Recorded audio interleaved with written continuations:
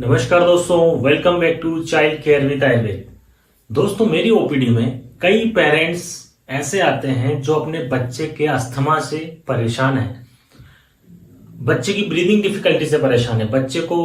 बार बार सांस लेने में तकलीफ होती है, सांस लेने में डिस्कम्फर्ट होता है, तेज तेज उसकी पसलियां चलने लगती हैं और वो इसी चीज से परेशान है कि वो बच्चे का इलाज कराते हैं, बच्चा ठीक हो जाता है और कुछ दिनों बाद बच्चे को फिर वही सांस लेने में तकलीफ होने लगती है। तो क्या दोस्तों आप इसी तरह से अपने बच्चे का ट्रीटमेंट करते रहेंगे?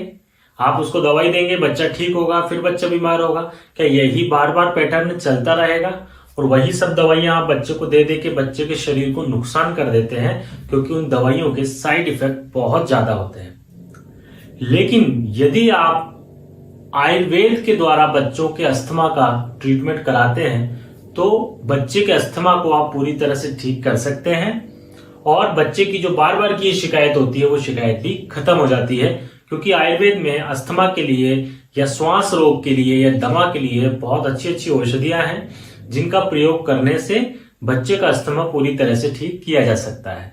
अब आपका अगला प्रश्न मुझसे ये होगा कि सर, क्या अस्थमा को पूरी तरह से ठीक किया जा सकता है? जी हाँ, बच्चे में हम उसको पूरी तरह से कंट्रोल कर सकते हैं,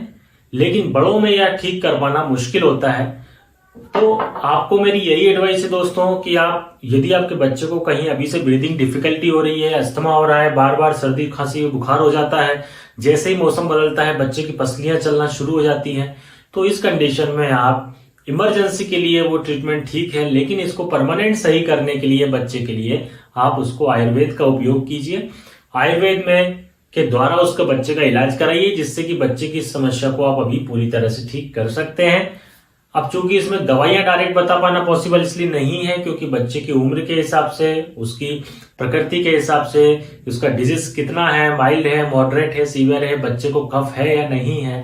कफ के साथ क्या उसको सर्दी भी है, क्या बुखार भी है, ये सारी चीजों को जांच कर समझ कर उसके हिसाब से ट्रीटमेंट प्लान करना पड़ता है, जिससे बच्चे को आराम मिलता है।